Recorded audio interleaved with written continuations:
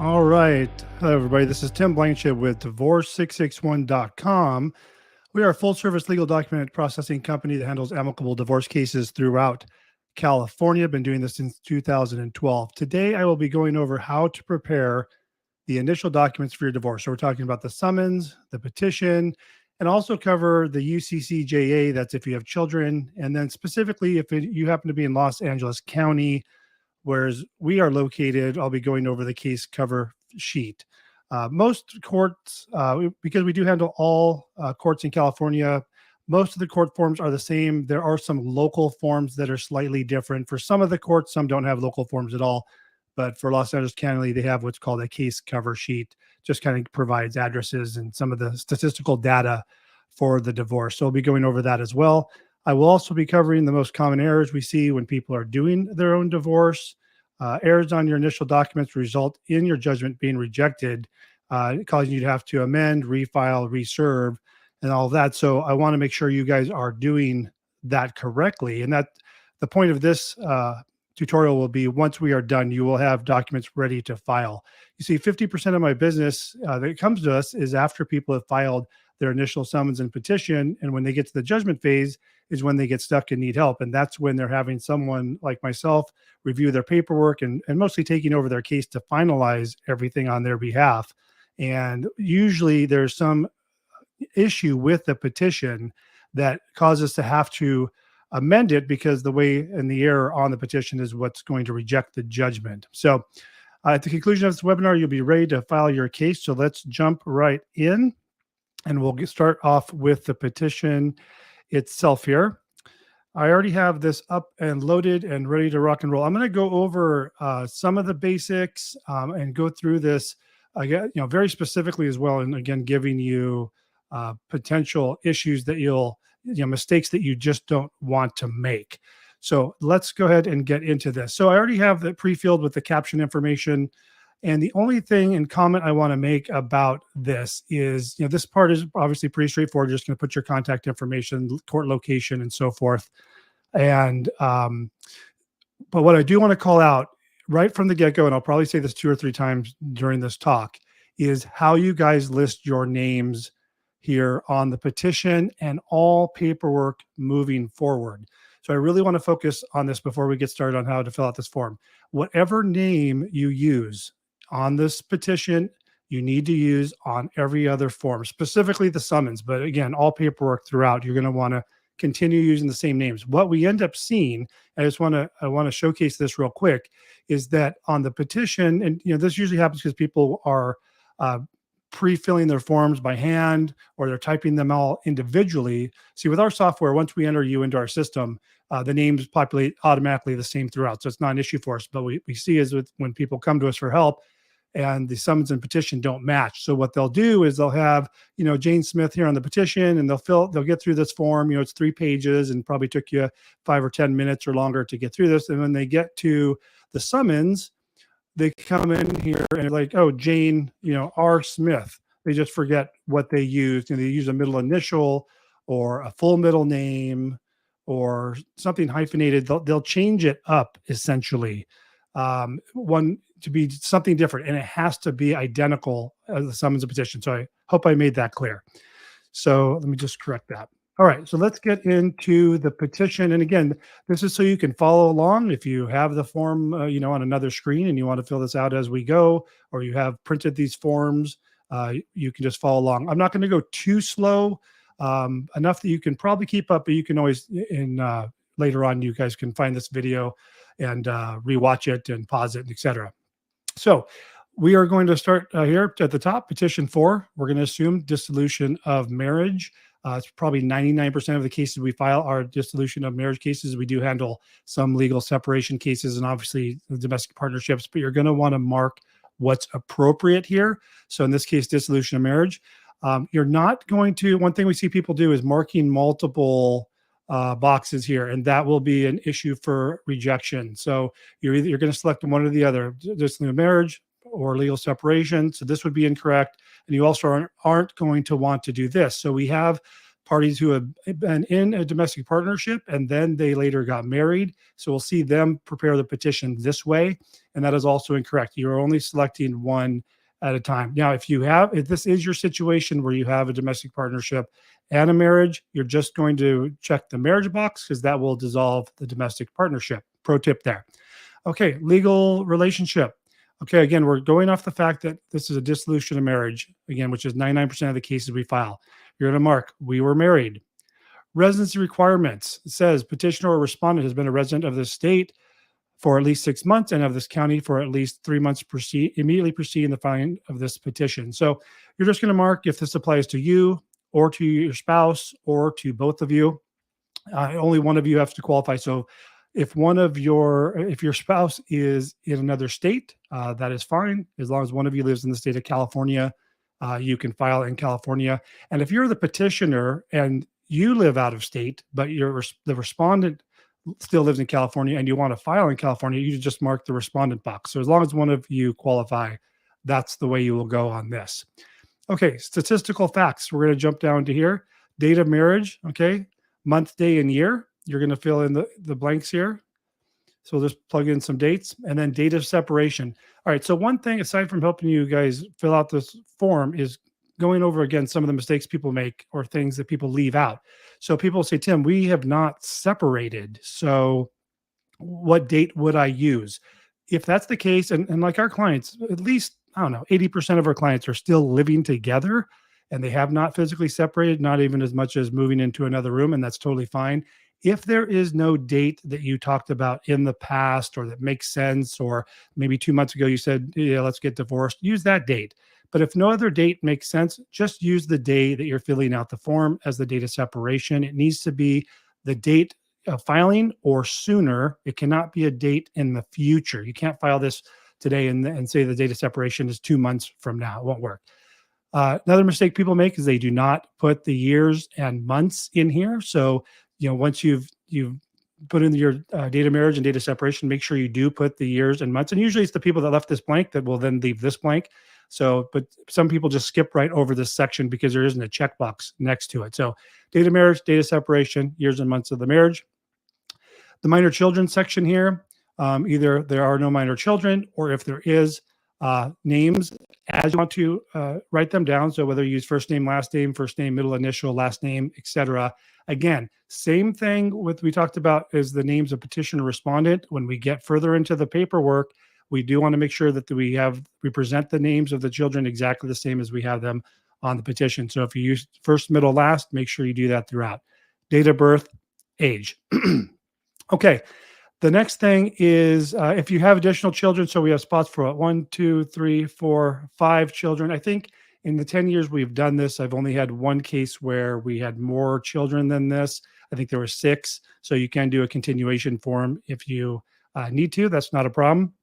And then also they've included, this is on the newer form now, well, of 2020. This hasn't been updated this year, but you can now include if a child has not yet been born. So if you're pregnant and you're going through a divorce process, you're going to want to mark this box as well. And you're not going to mark, if this applies to you, still mark B.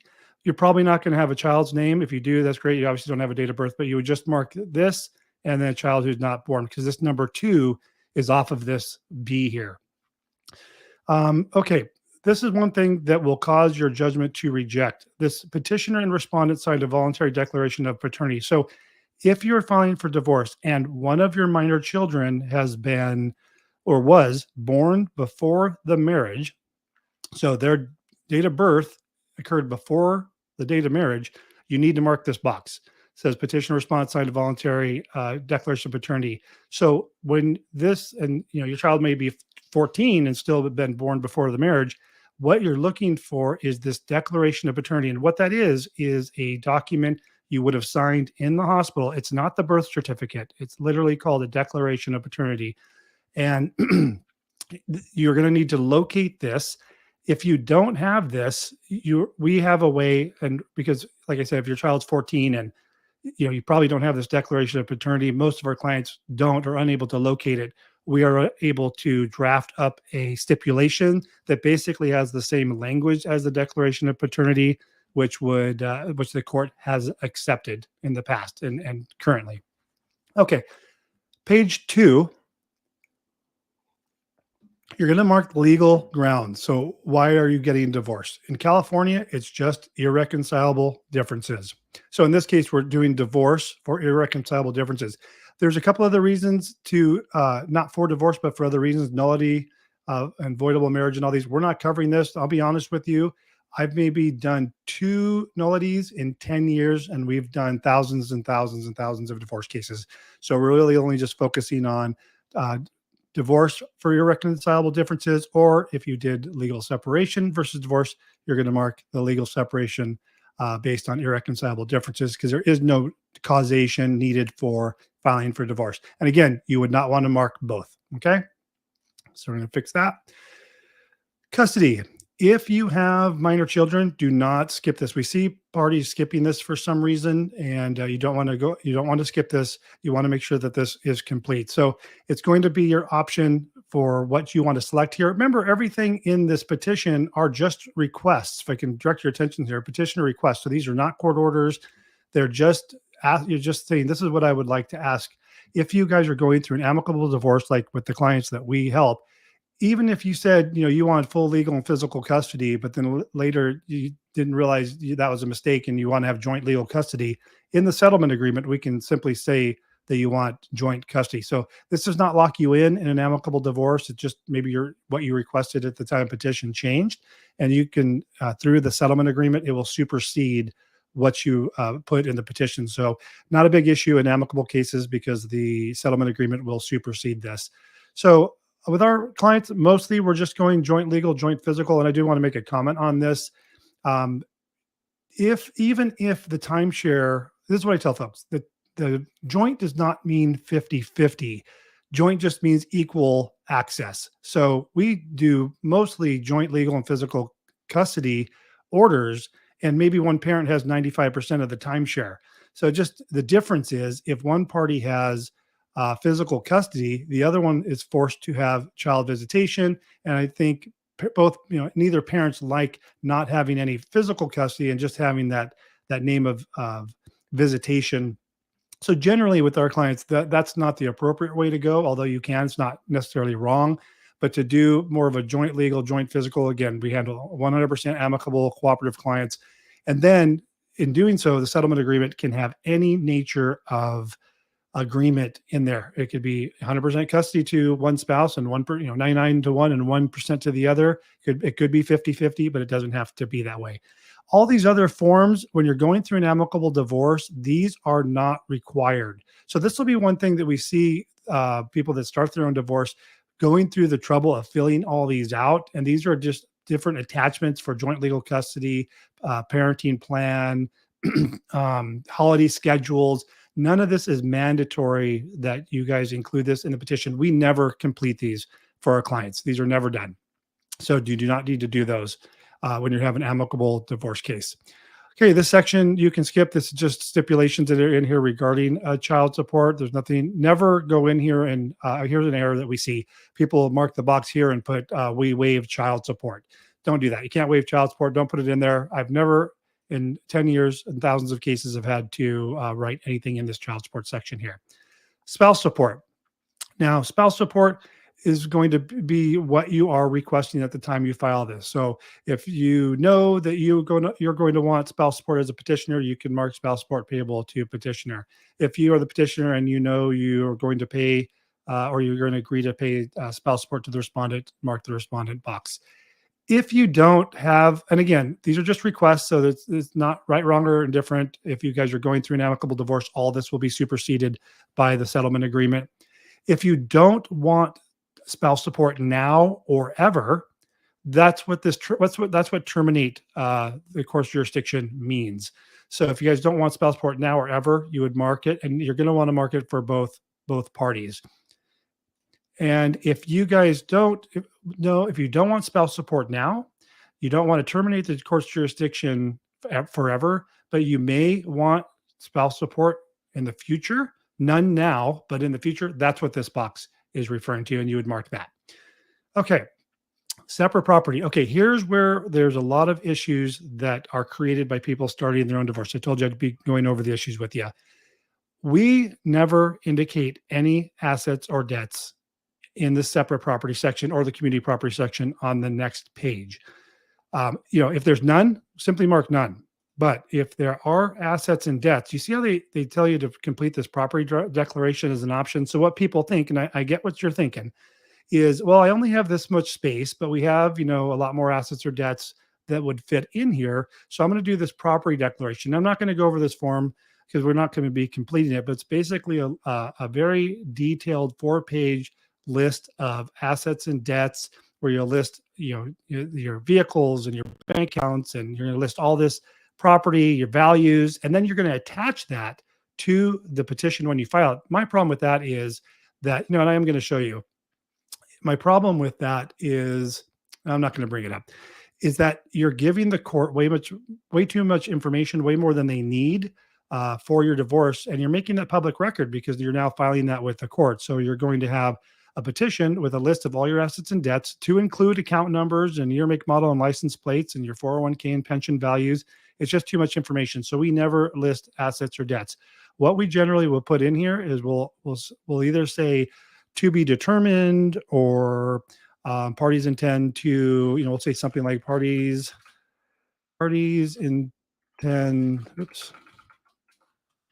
enter into a full written agreement, something like that. And again, remember, this is just for amicable cooperative divorce cases. This wouldn't work if you're going to end up in a default case where there's no agreement, no participation, no cooperation. You're not going to want to do this. That's a whole different way. And I'll do another video on that, because it's a whole different process doing these true default cases. We're talking about purely amicable. You do not need to list the assets and debts on the petition. So that's separate property. And separate property is going to be anything that's before the marriage or after the date of separation. I guess I should probably talk about that. So anything before the marriage is considered separate. Anything after the marriage is considered separate. Or I should say after the date of separation is separate.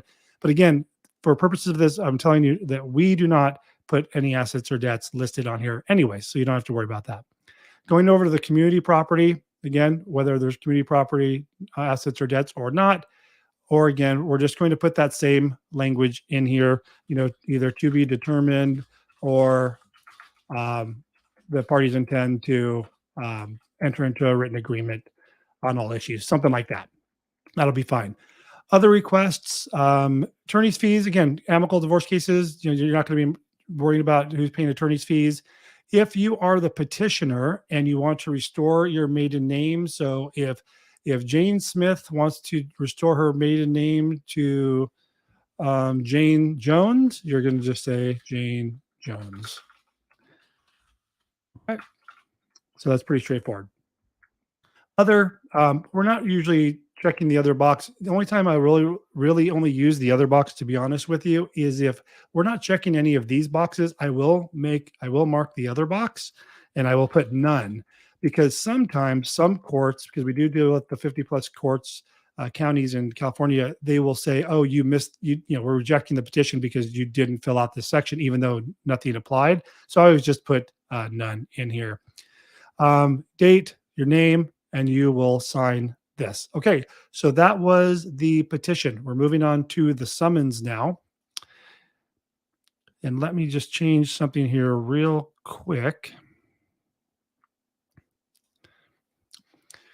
So the summons is pretty straightforward. Again, my system autofills everything. The only thing you need to do, again, enter your court information. And remember, I told you, make sure the names are exactly the same as listed on the petition here, is you just need to make sure that with the court information that you add your name here. So it's name, address, telephone number, petitioner. That just all goes in here.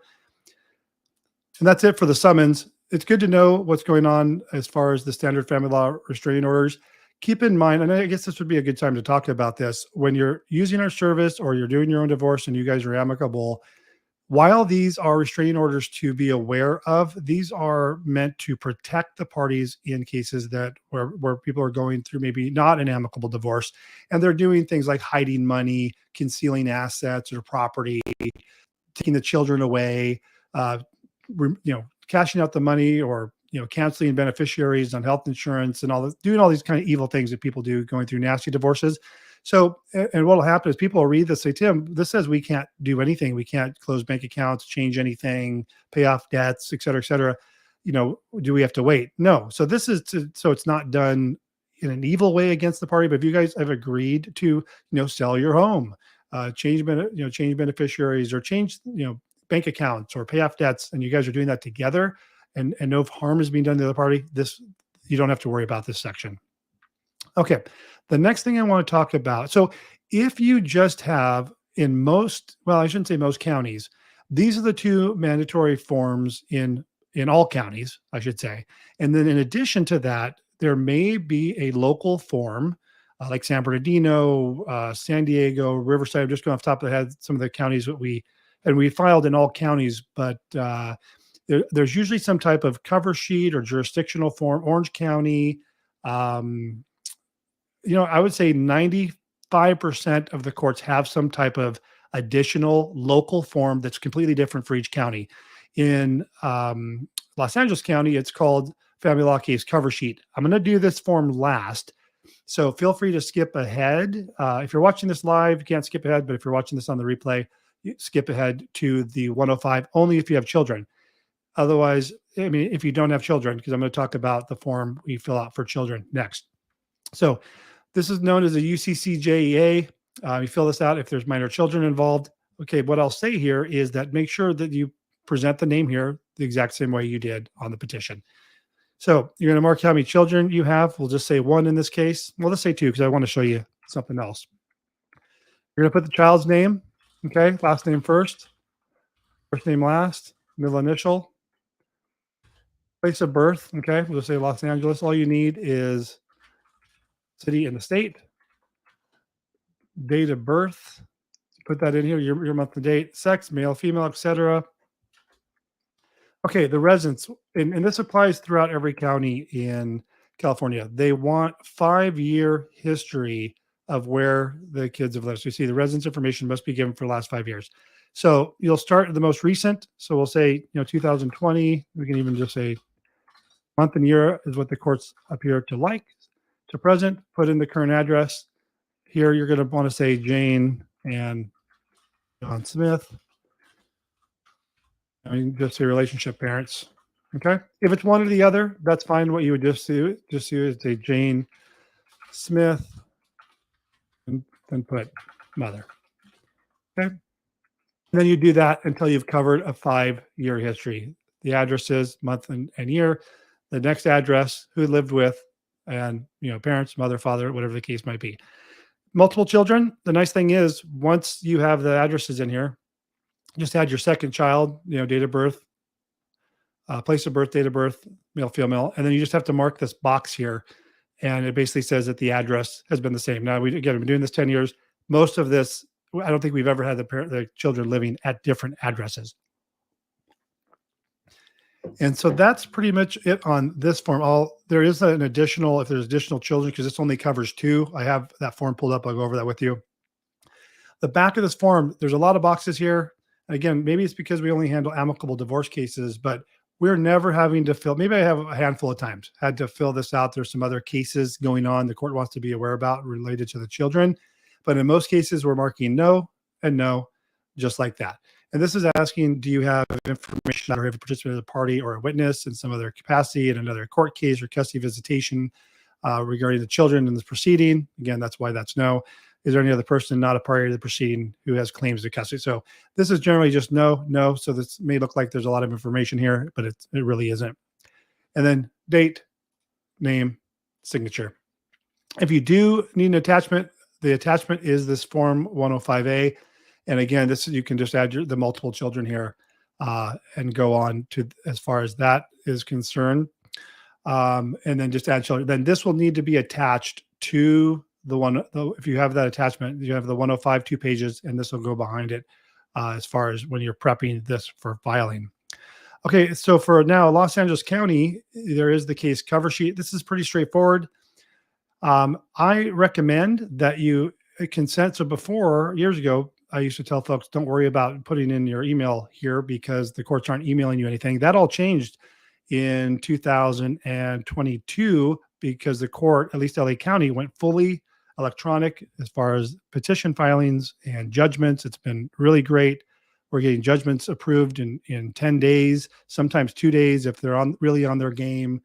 We get same day filing. So this has been a real good thing for LA County. But if you don't put your email address in here, you're never going to get copies of your filing if you're doing it by electronic service, which we recommend. So you want to put your email in here. Cell phone, we still, obviously, no one's calling. They're not using this for any particular reason. The court's never going to call you. But definitely, this is email for electronic service purposes. All right, addresses. So name of petitioner, street, city, state, zip, pretty clear cut. For the respondent, you're going to want to include an address. So one issue we see is, or maybe they're in between addresses, and so they'll leave this blank, and that's a mistake.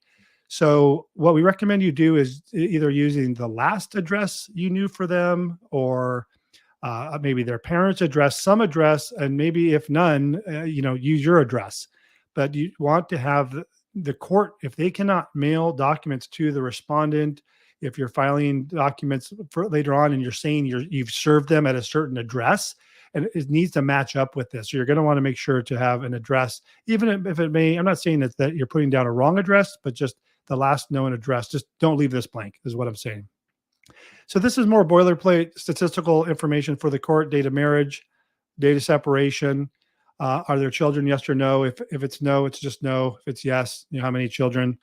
This section is not mandatory. Okay. You guys can mark it, not mark it. It's not going to make a difference.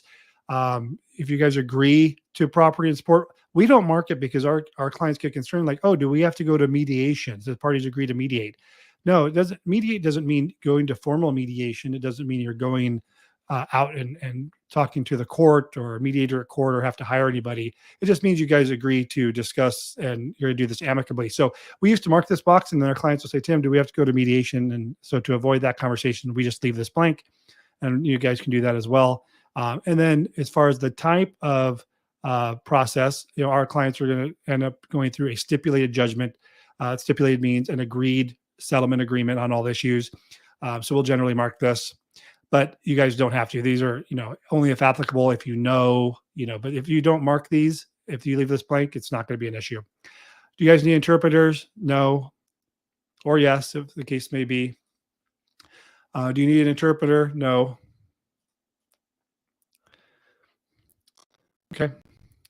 Oh, sorry. I read the wrong thing to you guys. Apologize for that. Do other parties need to be joined to this action? So what that's referring to is if you guys have pensions or 401ks and they're going to be divided, those get joined to your divorce case in the future. I would just recommend you marking no at this point because it doesn't matter. We mark no in every case. I can't think of a time I've marked this yes, but we have done the quadro divisions and we have joined them, which is what this means. We have joined the pension plans to the case, and it's not an issue. It won't cause the quadros to reject. This was the interpreter. I jumped ahead. So yes or no, if that's the case, and then indicate the language. Okay. Type of action. So this is usually pretty straightforward. It's just going to be, are you doing a dissolution or legal separation? Remember, it's going to be one or the other, not both. And is there minor children, or is it without minor children?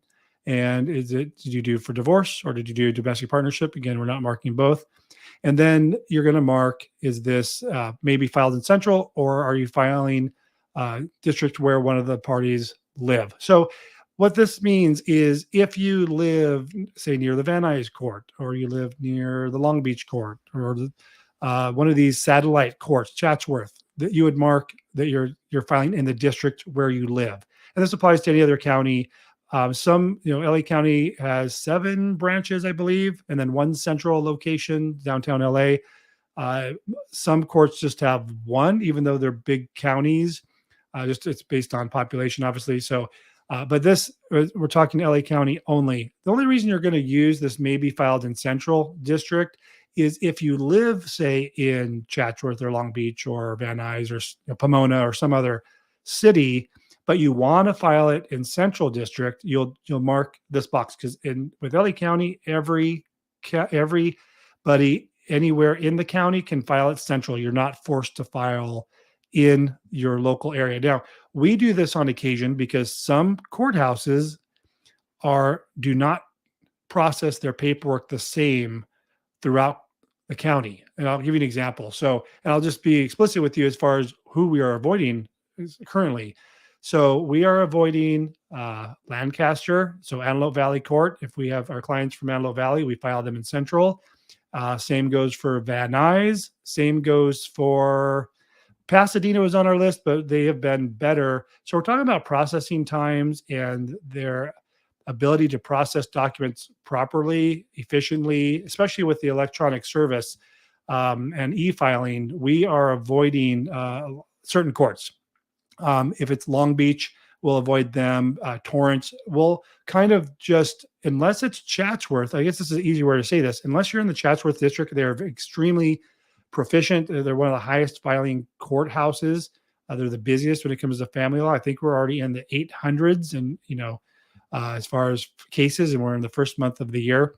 So, and then Central obviously is the busiest as far as quantity of filings with family law cases in court. So what our policy is, it's just an internal policy, is if you're in Chatsworth, we're going to file you in Chatsworth. If you're in any other location, we are going to file you in Central. And it's just because the process is much better and more seamless with these courts. So again, not to belabor that, but that's how you fill that portion out. And then on page 3, nothing is really ever going into this section here. Declaration of assignment. And this is where it's going to trick you up a little bit because you're not going to know what these are. So let me just take the 2 minutes to go over what this is. Downtown Court, even though it's called Stanley Mosque, is considered Central. North Valley is Chatsworth. So if you're filing in North Valley or in Chatsworth, it's North Valley. Gosh, I should have double checked these before I went all these. I don't know all these. This is Van Nuys. This is Van Nuys. This is Compton. This is Lancaster. This might be Van Nuys, actually. So anyways, like we said, we're either filing in North County, Chatsworth, or Central. So these are the only boxes we're ever worried about. But if you go to the court's website and you're in it, you are filing in Pomona or Lancaster or one of the other courts. If you go to the court location, to locations on the court website, and you click on that actual address, it'll say this. So it'll say, the Chatsworth Court falls within the North Valley District of Los Angeles County. So that is it. I didn't see any questions or comments coming up regarding the paperwork we've gone over with. So again, just as a reminder, we are a full service preparation firm that handles specifically divorce in California. If you're amicable anywhere in California, if you'd like us to assist you with your amicable divorce, even if you've already started, and like I mentioned before, 50% of our business is from folks who have started the divorce and got stuck at some point in the process. So I just want to end this off by showing you a little bit about how our service works, and then we'll talk to you soon. Going through a divorce is confusing and time-consuming enough as it is. Choosing someone to handle the paperwork and process shouldn't add to it. But all too often, that's exactly what happens. The process is difficult to navigate. There are mountains of forms filled with legal jargon, and the courts won't help you. And think of the time you'll waste and the work you'll miss by going to court repeatedly. Since 2012, Divorce 661 has saved thousands of happy clients from the unnecessary stress and aggravation the process of completing a divorce can cause. Unlike trying to do it yourself, which quickly gets overwhelming, or hiring an attorney, which quickly gets expensive and then seemingly takes forever to complete, Divorce 661 is affordable, fast, and hassle-free. Serving all of California, Divorce 661 specializes only in amicable divorces. Our full-service legal document preparation solution is completed within days, not months, and allows you to work directly with us while we work with the courts on your behalf to finalize your divorce quickly. That means you never have to go to court, miss work, or navigate the complicated and confusing court system on your own. Save time, save money, avoid court. Let Divorce 661 handle the entire process from start to finish. Schedule a no-obligation 15-minute consultation with Divorce 661 today at divorce661.com.